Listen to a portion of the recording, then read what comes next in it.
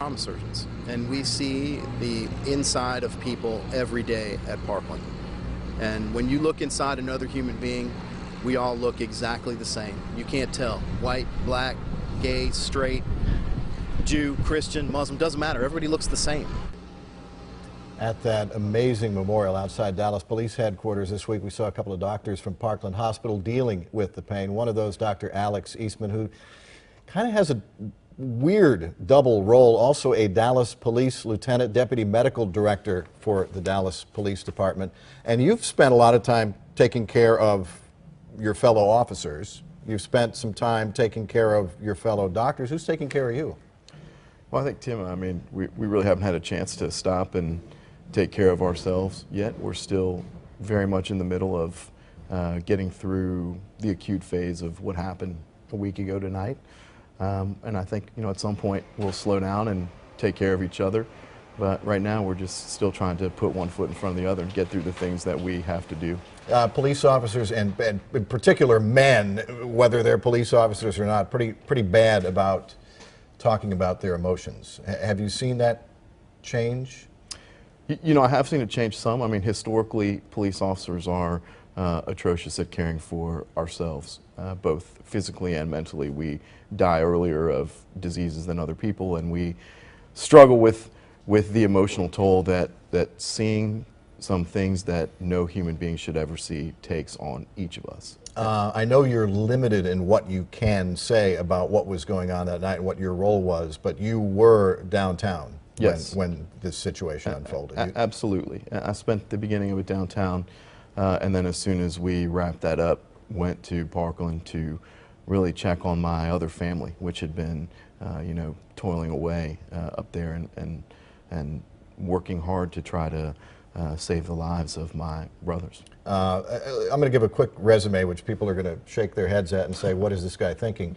First you were a firefighter, then you went to medical school, and then you became a police. Why did you feel the calling to become a police officer when you already had a full-time job as a surgeon?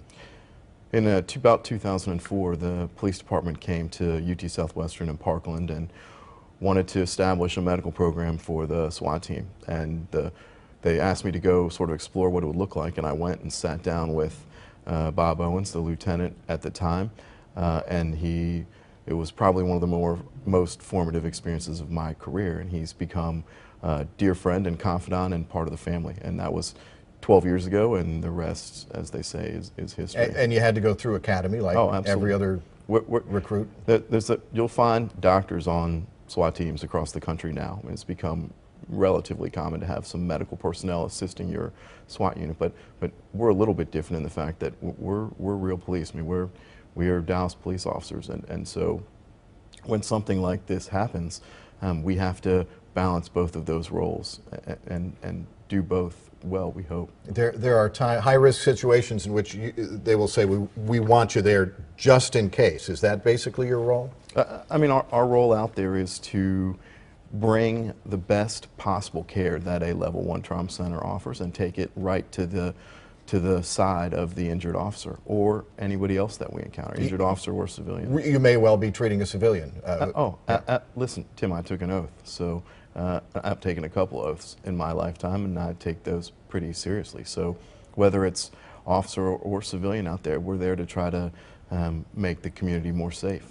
What do you tell, because you also are a professor, assistant professor of medicine at UT Southwestern, what do you tell young doctors who you work with as they're going through rotation? They say, well, I'm going to go into dermatology because the hours are regular and the paycheck is awesome, and here you are, in some cases working 24 hours a day, 7 days a week. I tell everyone that if you can do something else, you should do it, but you should also realize that I have the absolute best job in the world.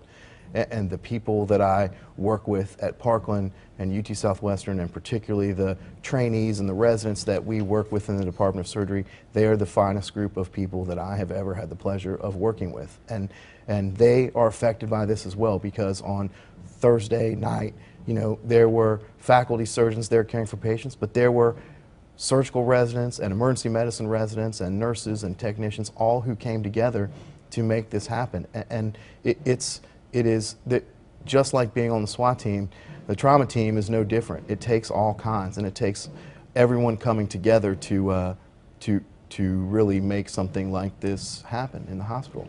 But look, if you can go be a dermatologist, go do it, because you're going to be home a lot more nights than I am. Yeah, well, we thank you for both of your amazing roles. Well, Tim, thank you.